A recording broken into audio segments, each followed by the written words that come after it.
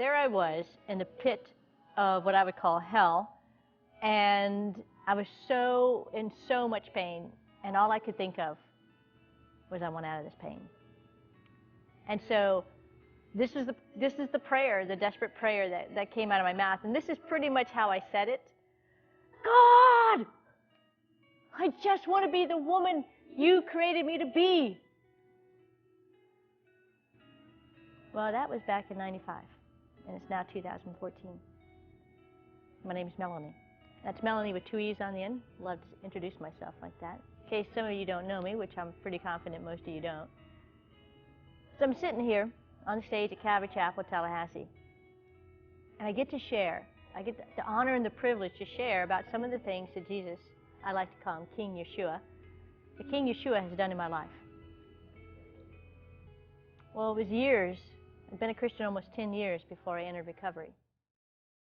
Prior to recovery, in 95, I lived as a radical lesbian feminist. I hated men. I didn't realize it, but I also hated women. I was terrified, would be a more accurate perception, a more accurate word to use to describe what it felt like inside.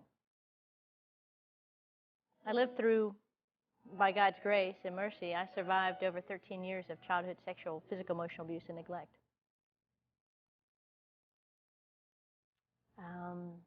To say I hated those people would be an understatement, but I hated myself more.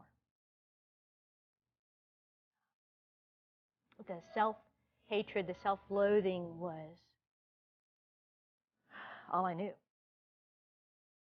Well, through Papa himself, his word, his written word, the scriptures, his people, a bunch of people in my life that he used, gave me an adopted mom and dad, two solid Christian therapists, and Sex and Love Addicts Anonymous, and Celebrate Recovery. Church families. I've had 2 church families in the past almost 19 years now, and Calvary Chapel is one of them. But it's his people as well as his creation, his sky, his birds, the songs that I get to hear, the rainbows I get to see, the rain. They all began, Jesus just used all of that to start to melt my heart and transform me from the inside out. A lot of people carry on about when I let my hair down, because I really like my hair up, just saying, okay? But you wouldn't have caught me dead in an outfit like this 20 years ago, just saying, okay? No way, buddy. Because it was terrifying to be female. It was terrifying to be soft, feminine, vulnerable. Oh my goodness, no way. So what happened? I mean, there's so much controversy today about sexuality. And the bottom line is, even if my homosexual feelings had never gone away, which they have, but if they ever return, Jesus is bigger. But the bottom line is, even though they've gone away, that wasn't ever the focus of the therapy. That wasn't ever the focus within the church body. Jesus. Jesus, Jesus, Jesus. That was the focus. And in the process, it was basically my perception of God, my perception of God, my perception of myself, and my perception of me and him together.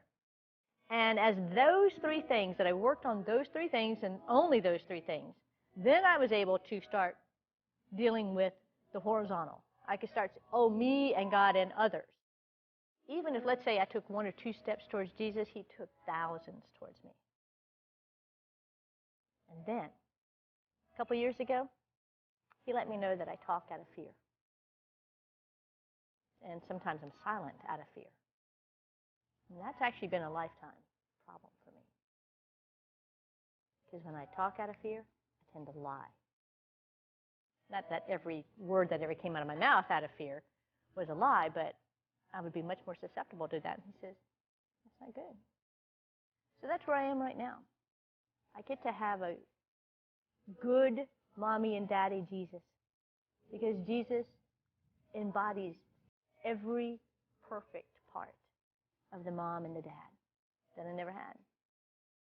Even with my good adopted mom and dad, they're nothing compared to Jesus.